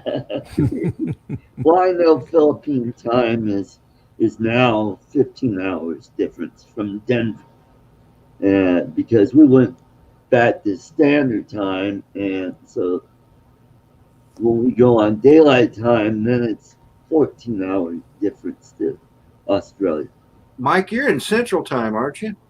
No, I'm on the East Coast. Oh, Yeah. are you? I'm in New York State. Oh, that's right. That's right. For some reason, I thought you were like in Michigan or Minnesota No, or something. it's just as cold, but no. How far away from are you in the New York City area or upstate New York? Way upstate, right in the middle of the state. Okay. Yeah, So he's near Syracuse. yeah, we're New York Gotcha. City is another world to us. Yeah. Yeah. And, it's about I can get to the southern part of Lake Ontario with about a 35-40 minute drive. No problem. I've been to Syracuse. Yeah. There was an army base. I think it was an army base up there, and I was working in Johnson City, New York. Right down there, Binghamton, New York. Yeah, near Binghamton, and I wanted to. It was on the weekend, and I wanted to go up to find an exchange, and I noticed Syracuse had it was an army exchange, I think, Right? and it could have been Air Force. I know that we had the 174th Fighter Wing at our airport, which is the reserves. They were flying F-16s at the time. That may have been it. Yeah. But they had a small base exchange there, and I went up there and actually bought a camera while I was there. So, but Yeah. And then of course Fort Drum is like a couple hours north of us, where the 10th Mountain Division is in the Army. okay. Well, the 10th Mountain Division started here in Colorado during World War II. It started up at Vail. Wasn't called Vail then, but that's where the 10th Mountain Division got its training, because it's an alpine group. Yeah. Specialized in skis and high Well, altitude, I imagine they still go to Colorado to do training. right? But Well, where they're located, that part of New York State, just a couple hours north of here, they measure the snow in feet up there and not inches like we do here right. in this town. They're at the eastern edge of Lake Ontario, and lake effect snow just comes off Oh there yeah. and blasts them like crazy. Uh-huh. Yeah. Plus, the Adirondack mountain range is not far. They're nothing like the Rockies, but Right. they have terrain like that. You guys want to see something funny? Sure, why not? So, I got this Jumper T16 radio. If you're in FPV, maybe you heard of it, but if not, it's a transmitter, and it's like I'm sorry. What, Mitch? yeah. Yeah. What, Mike? What was I saying? Oh yeah. Don't do that to an old guy. You do that to Lloyd, and the squirrel runs across the screen. So I ordered this. They have what they call a multi-protocol module built in, and that's the Is that what they're calling it now? yeah, that's the lure of this radio, is that it'll bind to virtually any receiver from any manufacturer. And I know this thrills you guys, and it's really not even relevant to the story. But in order to update the firmware on this thing, you have to get a little USB adapter, okay? And I ordered it. It cost $6, and I ordered it from Amazon. And they ship it UPS to me. And it comes today in a box that's about almost a foot long and 3 inches thick. And this is it. This is what I got. Delivered by UPS, and they had it like next day air too, because they had to deliver it in 2 days. So it came, and because of the holidays, it got screwed up. So it came next day air before noon in a big box, and this is it. And the box, of course, felt like it was empty. Yeah. You just can't please anybody nowadays, can you, Mike? But I mean, geez. That's funny. That's funny. But it did come in this little bag, however. So it was a little, and I got to keep it. Bags.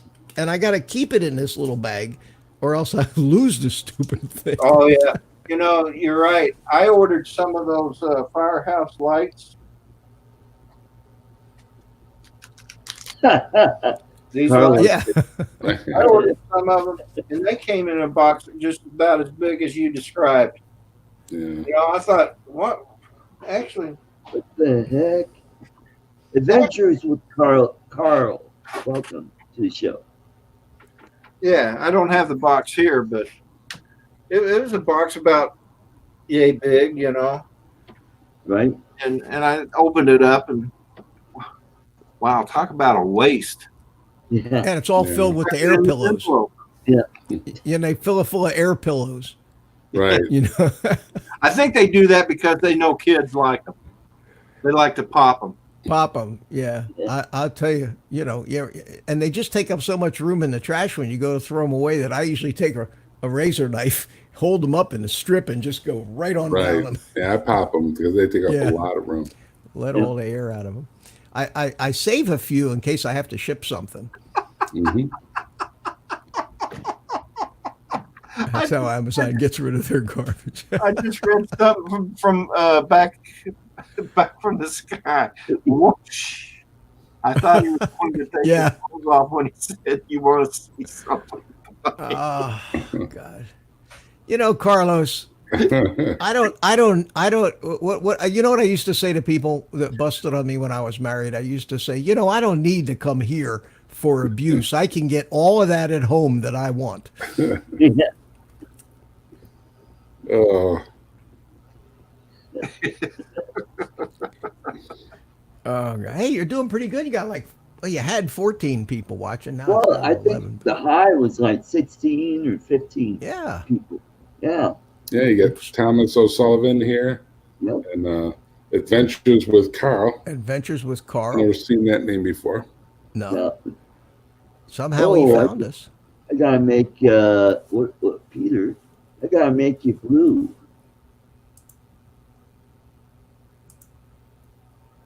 All righty, Peter, you are now blue.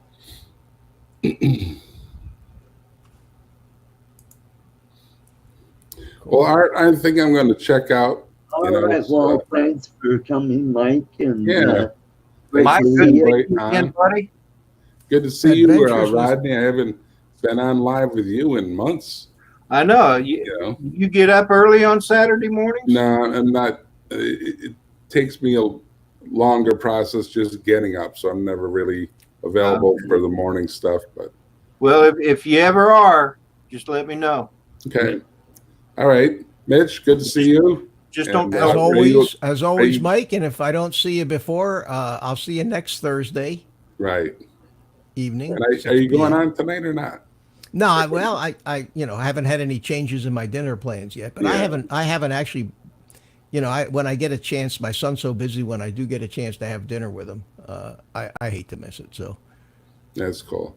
you guys hey, Mike. are always here. Okay. Hey, Mike. Well, Peter, Rodney, or Carlos, Thomas, all you guys, good to see you in the chat. And I'm going to go off and start getting ready for my dinner time because I don't want to miss the Ken Herron show. All right, Mike. Have a good one, All bro. right, guys. I- Catch I- you Happy later. New Year I again. understand Yeah, that. again. Bye. So Ken is home, huh? Ken is home, and Yep. he's going to do a show tonight. Yep. Cool. Mitch, there is a really good seafood restaurant in Titusville called Dixie Crossings. Have you ever heard of that? Yeah, I haven't. I've been there, but not for a long time. Right. I don't go out, and I'm by myself, and Yeah. I don't go out and eat hardly at all. So I'm not the best Well, back in choice my of stand-up- restaurant critic. back in But my yes, I have been there. when I did stand-up comedy, whenever I was in Florida and I was in the area, I always went there to have dinner or lunch because I thought their food was just phenomenal. There's a lot of good restaurants, especially that are actually on the water with outdoor dining, and you go as much for the view and the ambience as you do for the Right. food. But Titusville, from where I live, is about is good 40 miles north of me. Yeah. And Yeah. Makes for a down good here walk. in the Melbourne and Cocoa area, we have just tons of beachfront stuff and waterfront Right. stuff. Yeah. Mhm. So where are you going to stay when you come down here, or haven't you asked me yet? Well, you said you had an extra bedroom. I don't have an extra room, but I have a studio and an office and a big queen size blow up bed. And you're welcome. You're certainly welcome to stay here. All right. I'm small. I don't take up a whole bunch of room. Yeah, my sister's the only one that ever actually stays when she comes down. And Art, she's 4'11" and weighs 89 pounds, Oh, wow, so not she doesn't much take up a lot of taller room than either. me. Yeah. But I remember working at one comedy club, and they put us up at their condo, and they converted the pantry into a bedroom. And guess where I slept? Hey, let's put the little guy in the. I called it the Anne Frank bedroom.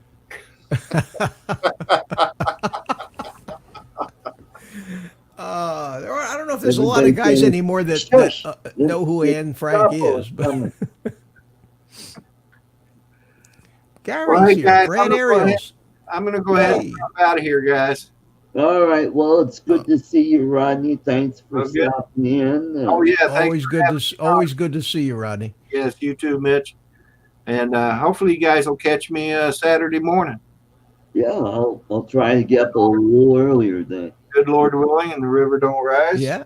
Okay. All right, buddy. Take care. All right, Yes, it everybody. is Thursday coming up. Have a good one. Happy New Year, and I'll talk at you all later. Same to you. We'll see you. Bye-bye. All right. Bye-bye. I see Gary All from right. Brand Ariels popped in. Hi, Gary. Yeah, How you he doing? was on earlier today. Oh, Yeah. okay. He had some errands he had to run. So yeah, I was looking at the map of Melbourne and the area, and there's a ton of places I could go fishing. And Are plus, you kidding?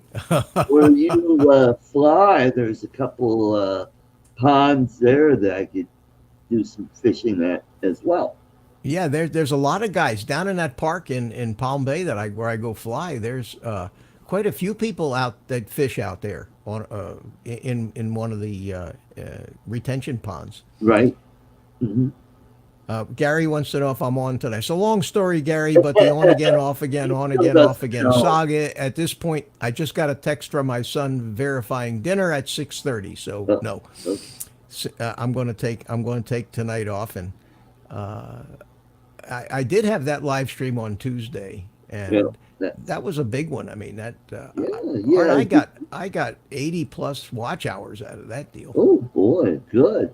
Yeah, so So yeah, so if I did a ton of these, I could probably catch up to four well, you fish. that's what you have to do. You have, I did those. I did those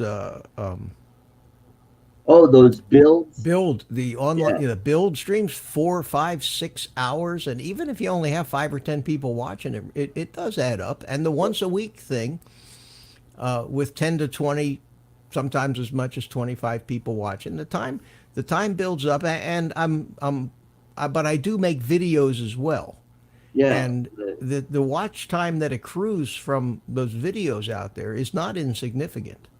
Because right. I look at the analytics, and if not for the videos that I make, the live streams alone would not have gotten me an adequate amount of watch time.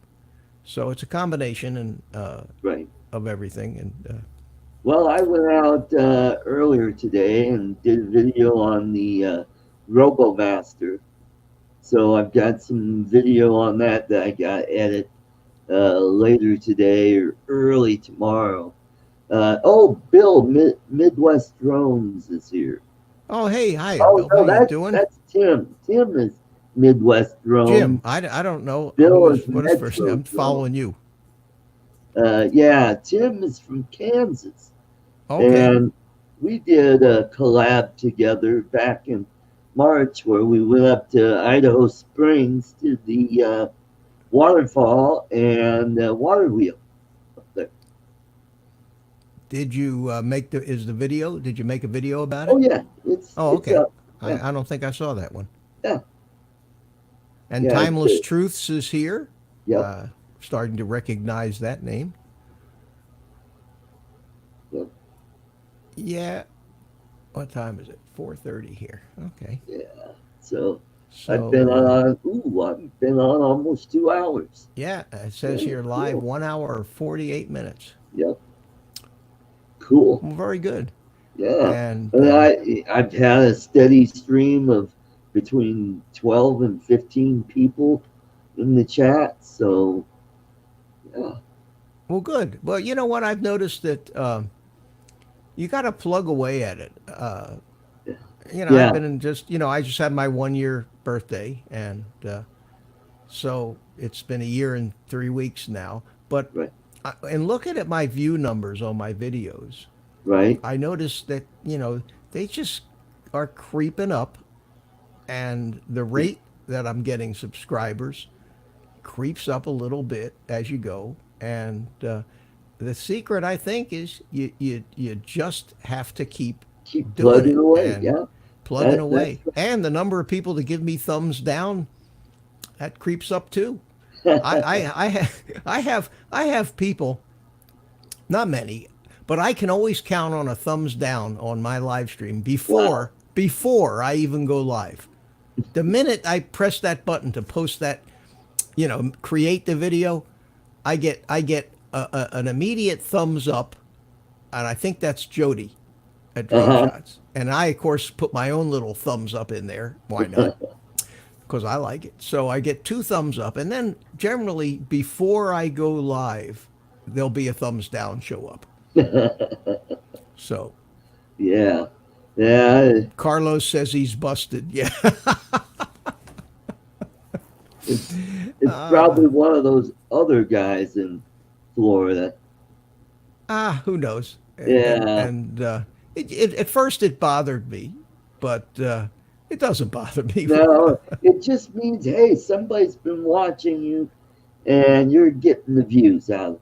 Yeah, and You know? it doesn't bother me. Yeah. I don't think I have never ever ever thumbs downed a video Yeah, me ever. neither. Why would you do that?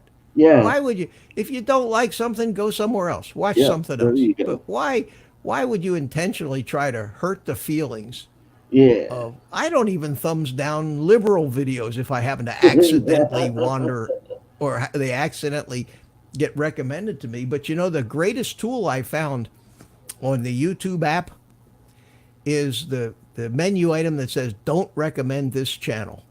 So when you get your recommendations. Yeah. If I start getting like CNN stuff, Uh-huh. I just keep plugging that. Don't recommend this channel, and you know that I hardly get any of that garbage anymore. Right. They really, yeah, it really works. Hey, welcome Saigon 98 Drone Fix. Welcome to the show. Stingray Aerial Solutions says me either. You know what I'm going to do right now? I'm going to go over to Stingray's channel while we're on the air here and see. Well, I'm there going to was do, and I am someone going to hit that red button right there. So you now have 75 subscribers, my friend, and if you uh-huh. and he's got drone videos. He's got fishing, fly fishing at the Blue River.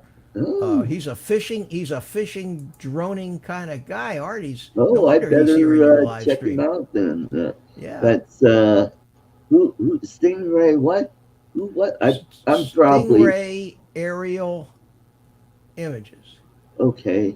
I'm Here, I'll tell you what. probably He doesn't have a blue wrench, so he can't do it. But what I'll do is put a link in there to his channel, and everybody can go check him out and do what we do best, and that is support our friends, subscribe to their channels, and grow our community of people that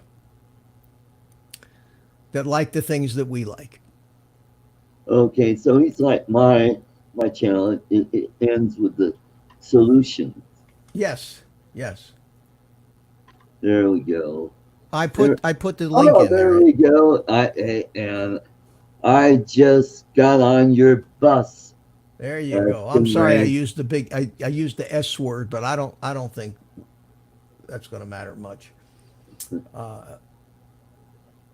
But look, he got a video with 100 views with very few, so his subscribers watch his stuff. That's good. Here's a video with 394 views. I'm jealous. You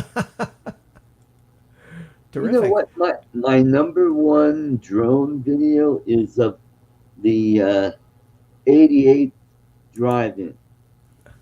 Really? Yeah, I'm up to 430 something. Yeah. Ron Lockwood's here. Hey, Ron, welcome, welcome. Yeah, he goes back to work tomorrow, so he's probably enjoying another day off. Well, it's about time. I mean, you know, I don't feel sorry for the guy being all over Hawaii and everything like that. Yeah.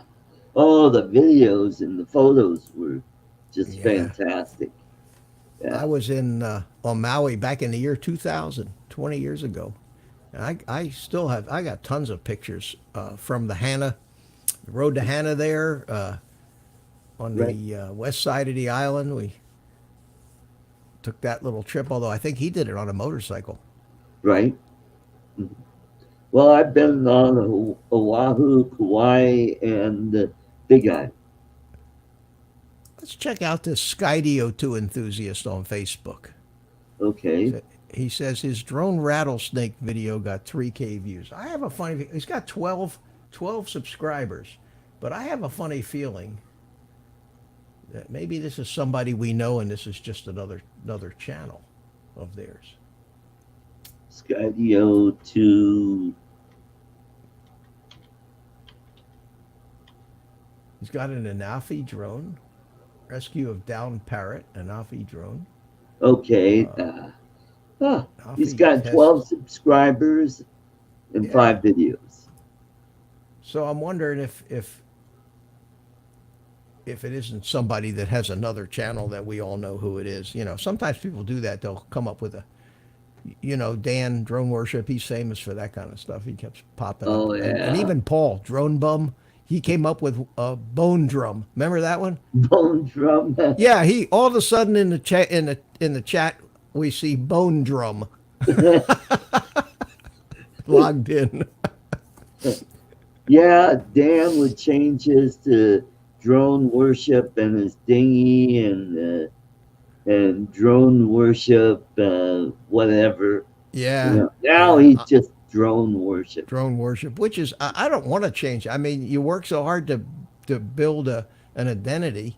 Yeah, that's right. Although Mike Roche changed his, it didn't seem to hurt him any. But the No, first part of it stayed the same. yeah. He went from Mike Roche Studios to Mike Roche Media. So if you're Oh, looking for Mike Roche, you're going to find him. uh-huh. You know, Yep, because the first part of it's the same. right.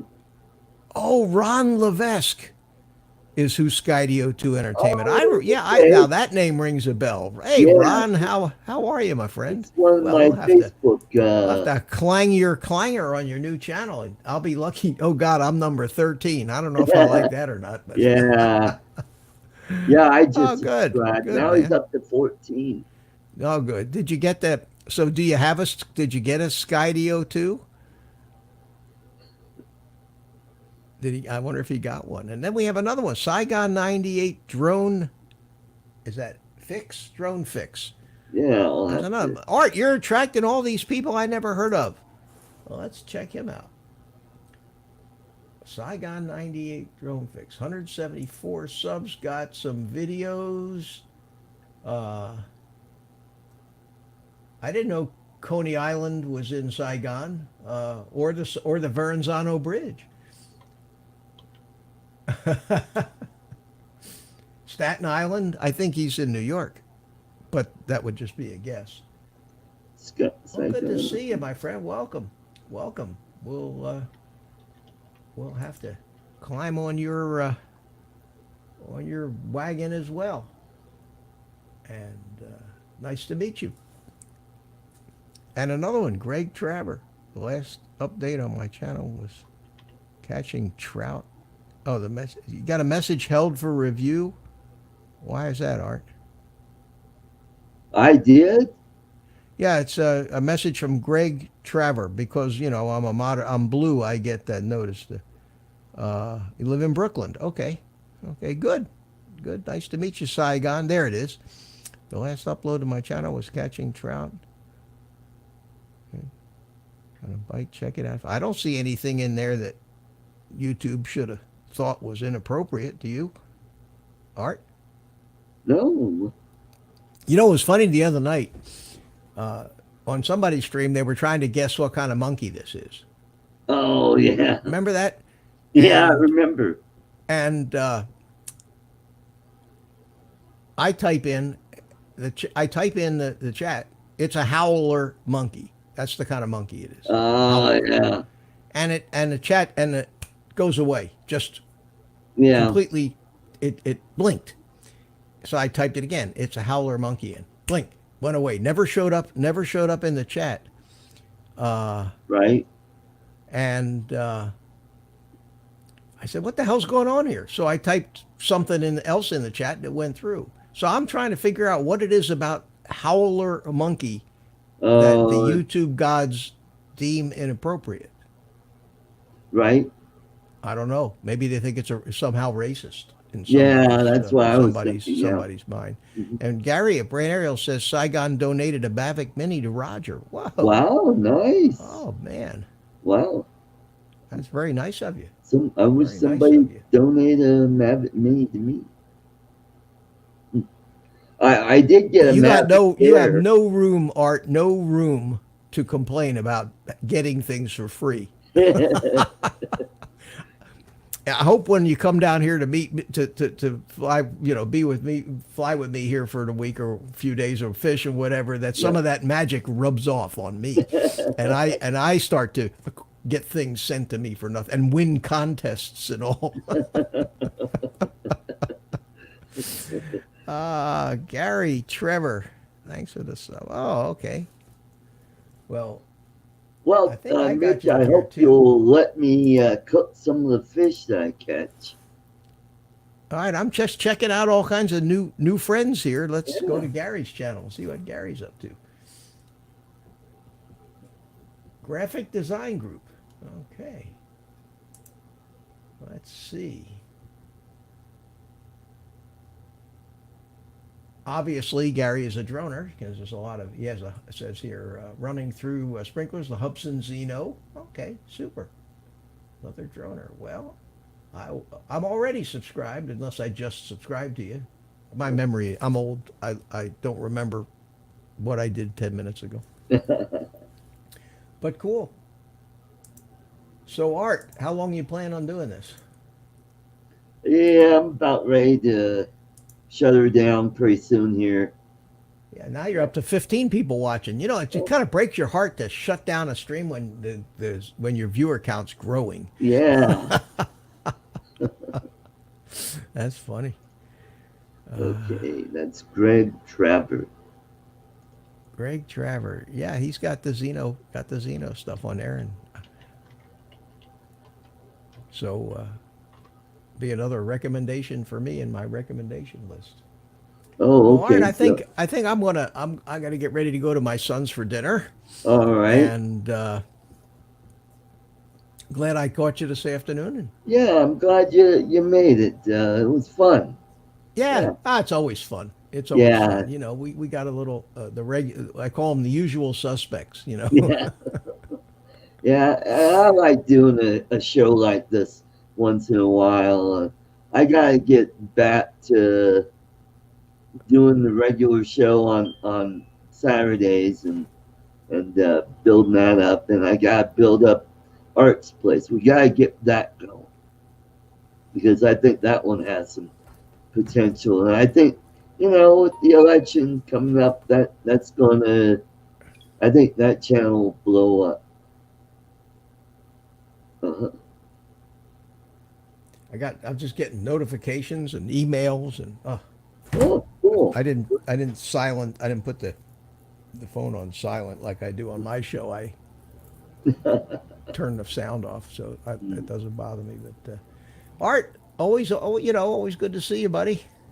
Well, thank you very much. And Gary, thanks for coming on the show earlier. And Ron, thanks for stopping by. And Stingray, welcome to the show. And Thomas O'Sullivan and Saigon and Greg and all the rest of the castaways. Welcome to my little show here. And come on back on Saturday, and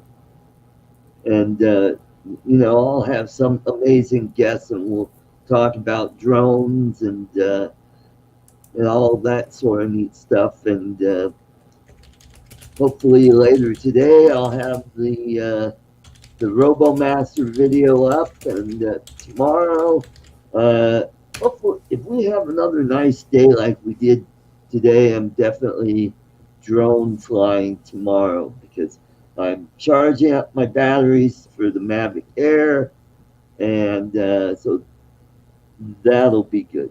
All right, folks. Thanks for stopping by. You all have a great evening and have a great 2020. So we'll catch you next time. See you Bye-bye. later, everybody. Take care.